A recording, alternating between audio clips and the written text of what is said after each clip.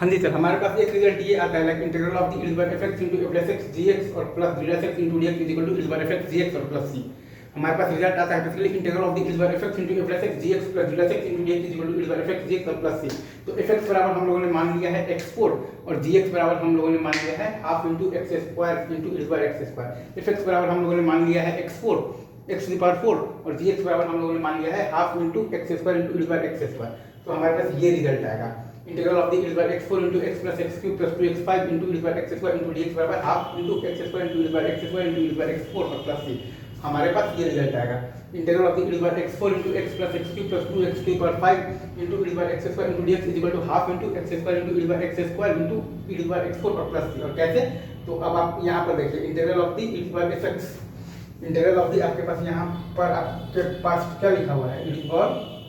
आपके पास लिखा हुआ है fx है, right sir? Is it true? Is it true sir? इस बार आपके पास यहाँ पर लिखा हुआ है fx लिखा हुआ है, राइट? इसे क्या? हाँ, अब आप देखिए इंटीग्रल ऑफ दी आपके पास है इस बार fx into f plus x into gx और प्लस है आपके पास ये लिखा हुआ है d dash x half into इस बार x स्क्वायर into 2x और प्लस है आपके पास इस बार x स्क्वायर into आपके पास लिखा हुआ है 2x क्यूब। आगे integral of f x into f plus x into gx और प्लस है आपके पास तो d dash x half into x square into 2x और प्लस है आपके पास x स्क्वायर into आपके पास लिखा हुआ है 2x cube, right sir? 2x cube लिखा हुआ है, राइट? आपके पास ये लिखा हुआ है, ऊपर में लिखा हुआ है, क्या लिखा हुआ है? 2x क्यूब लिखा हुआ है, राइट? इसे ही हाँ इंटू dx। तो अब हम लोग इसको जब अरेंज करेंगे तो हमारे पास ये वाला टर्म आ जाएगा integral of x4 into x plus x cube plus 2 into x over 5 into x square into dx, right sir? Is it true? into dx, right sir? Is it true? अगर हम लोग इसको जब रीअरेंज करेंगे तो हमारे पास आ जाएगा integral of x4 into x plus x cube plus 2x over 5 into x square into dx और बराबर आ जाएगा हमारे पास fx into gx और प्लस c। तो x4 into half x square into x square और plus c integral of f(x) into f plus x into dx और plus हमारे पास ये लिखा हुआ है d dash x है, राइट? जैसे ये कैसे is it true? into dx बराबर fx into gx और प्लस c। ठीक है सर? अगेन मैं फिर से बोल देता हूँ integral of fx into f plus x into gx और प्लस है अपने पास d dash x into dx बराबर fx into gx और plus c। Again integral of fx into f plus x into gx और प्लस है हमारे पास d dash x into dx बराबर है हमारे पास fx इंटू dx और plus c, right sir? Is it true? तो इसको रीअरेंज करने पर आ गया है इंटीग्रल ऑफ x4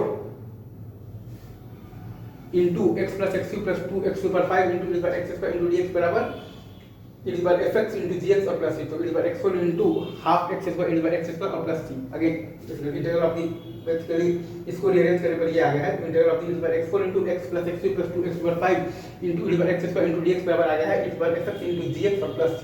हम लोगों ने यूज क्या किया है? हम लोगों ने यूज किया है integral of fx into f plus x gx plus d x into dx बराबर fx gx और प्लस c। हम लोगों ने यूज किया है integral of fx into f plus x gx और plus d x into dx बराबर fx gx और plus c, right sir?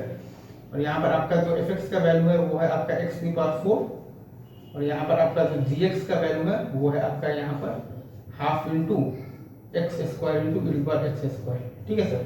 Is it true? तो हमारा ये क्या है? मतलब कि हमारा ये क्या लिखा हुआ है? तो integral of fx into f plus x into gx और प्लस हमारे पास ये है d dash x into dx बराबर fx dx और plus c। Again integral of fx into f plus x into gx और प्लस है हमारे पास d dash x into dx बराबर fx इंटू gx और प्लस c।